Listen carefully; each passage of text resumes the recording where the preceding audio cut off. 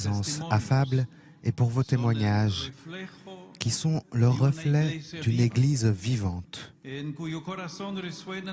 au cœur de laquelle résonnent les joies et les espérances, les tristesses et les angoisses des hommes de notre temps, surtout des pauvres et de tous ceux qui souffrent.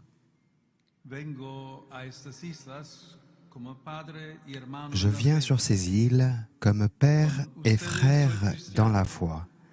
Avec vous, je suis chrétien, et pour vous, évêque.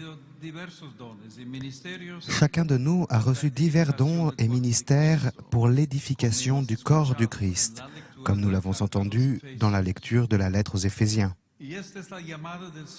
Et tel est l'appel du Seigneur, qui aujourd'hui résonne à nouveau dans nos cœurs et confirme notre vocation et notre mission, construire ensemble l'Église en nous fondant sur le Christ, la pierre angulaire, édifier dans le bien, harmoniser nos différences et travailler de concert pour le bien de tous.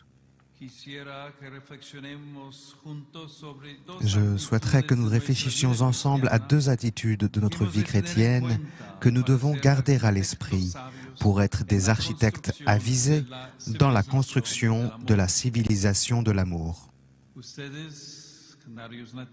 Vous, Canariens de souche ou d'adoption, peuple de Dieu en pèlerinage sur des terres bordées par l'Atlantique, vous avez le privilège de jouir chaque jour de la présence majestueuse de la mer. Il se dit que dans les yeux d'un insulaire, cette image de la mer qui a le goût de la patrie et du foyer reste gravée de manière indélébile dans ses pupilles et qu'elle nous manque cruellement lorsque nous sommes loin, à l'intérieur des terres. Ce sentiment correspond à une saine nostalgie de l'immensité, du ciel et de la mer ouverts qui s'étendent à l'horizon, sans limite ni frontières, et à un cœur sensible, prêt à dire adieu, la larme à l'œil, à ceux qui partent, et à accueillir à bras ouverts ceux qui arrivent. Dans ce sens, la mer, parfois, peut être aussi synonyme de distance et de séparation, de défis et de chemin à parcourir. À ce propos, saint Augustin nous dit « Ainsi en est-il de celui qui voit de loin sa patrie, mais qui en est séparé par la mer. Il a beau voir le but où il doit diriger ses pas, les moyens lui manquent pour s'y transporter. Pareillement, nous voulons parvenir à cette patrie permanente. Entre elle et nous s'étend la mer du siècle présent. Afin de nous procurer le moyen d'y parvenir, celui-là est venu vers qui nous voulions aller. Et qu'a-t-il fait? Il a préparé un navire sur lequel nous pourrons traverser la mer. Personne, en effet, ne peut traverser la mer de ce siècle à moins que la croix de Jésus-Christ ne le porte. Telle est la première attitude qui nous guide pour naviguer sur les eaux de la vie et atteindre notre destination, la patrie céleste, embrasser la croix du Christ. Chers frères et sœurs, les saints ont éprouvé la nostalgie de Dieu et, devant affronter les tempêtes de l'existence, ils ont su emmener Jésus dans leur barque. Ils ont mis leur confiance en lui, ont embrassé la croix et ainsi ont apaisé les vagues de l'incertitude et de la peur. Un exemple parmi tant d'autres sur ces terres bénies est le vénérable Antonio Vicente González, prêtre diocésain, également connu sous le nom de Bon Pasteur des Canaries. Sa vie, transfigurée par la grâce divine, nous incite à porter la croix du Christ et à le suivre. En étant de fidèles témoins de l'Évangile en cette nouvelle ère de l'histoire, non exempte de turbulences et de contradictions, pour ainsi atteindre le but promis.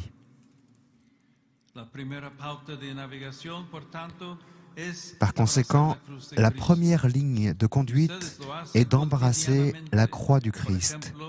Et vous le faites quotidiennement, par exemple, en tant que Cyrénéen, en accompagnant et en aidant à porter les fardeaux de tant de frères et sœurs crucifiés par les drames de la vie. Je vous remercie pour cette généreuse œuvre de charité et de miséricorde. Je voudrais souligner en outre une autre attitude, cultiver une spiritualité eucharistique. Cela est lié à l'ancienne tradition qui se perpétue dans cette belle cathédrale. La pluie de pétales de fleurs devant le Saint-Sacrement qui a lieu le jour de l'Ascension, en signe des biens spirituels et célestes que le Seigneur répand en montant au ciel. Ce geste de dévotion pratiqué par tant de générations au fil du temps revêt une signification profonde. Dans notre pèlerinage, le but est la rencontre avec le Christ.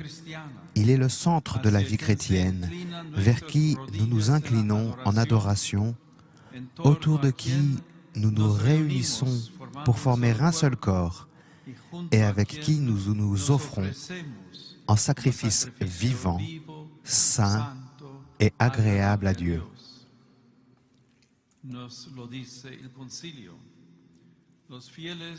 Le Concile nous le dit. Les fidèles, en participant au sacrifice eucharistique, source et sommet de toute la vie chrétienne, offrent à Dieu la victime divine et s'offrent eux-mêmes avec elle. Et ainsi, ils manifestent de manière concrète l'unité du peuple de Dieu. Par conséquent, cultiver une spiritualité eucharistique, c'est approfondir une spiritualité de l'unité ecclésiale dans l'amour. Faisons de notre vie une réponse au désir de Jésus, que tous soient un, afin que le monde croie. Une manière concrète de manifester cette spiritualité de communion est la solidarité chrétienne, car l'union avec le Christ est en même temps union avec tous ceux à qui il se donne.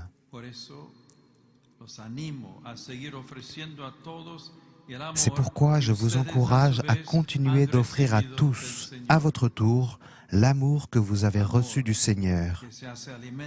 Un amour qui se fait nourriture dans l'accueil, l'écoute, la proximité et l'attention aux plus fragiles. Car j'avais faim et vous m'avez donné à manger. J'avais soif et vous m'avez donné à boire. J'étais étranger et vous m'avez accueilli. J'étais nu et vous m'avez vêtu. J'étais malade et vous m'avez visité. J'étais en prison et vous êtes venus me voir. Cette Église qui chemine aux Canaries, suivant les traces de sainteté de tant d'hommes et de femmes qui vous ont précédés, qui ont offert leur vie en communion avec le sacrifice du Christ sur la croix et sur l'autel, je vous encourage à aller de l'avant, fermement enracinés en lui, pour continuer à naviguer avec courage en cette nouvelle ère de l'histoire. Lorsque vous rencontrerez des difficultés, levez les yeux et demandez à l'Esprit Saint la grâce de vivre unis dans la foi, l'espérance et la charité, des vertus qui sont comme 3 étoiles qui brillent dans le ciel de notre vie spirituelle pour nous guider vers Dieu. Que la bienheureuse Vierge Marie, Stella Maris, nous guide dans notre traversée, nous aide à avancer en pleine mer, qu'ainsi nous arrivions au port sûr de la rencontre définitive avec son Fils, Jésus-Christ.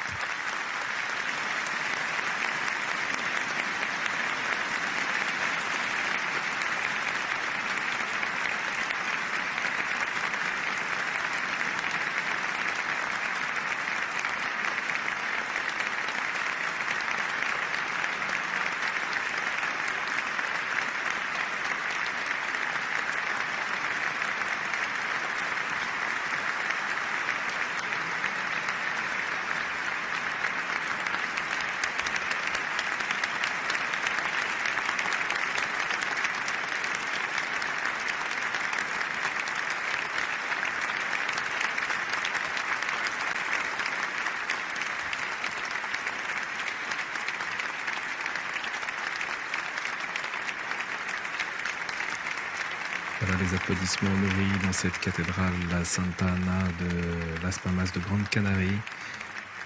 Des prêtres religieux, religieuses, des consacrés, des séminaristes et des laïcs engagés dans la mission. Comme fils aimés du même Père et dans le Christ, unis dans l'Esprit Saint, élevons notre prière que Jésus nous a enseignée.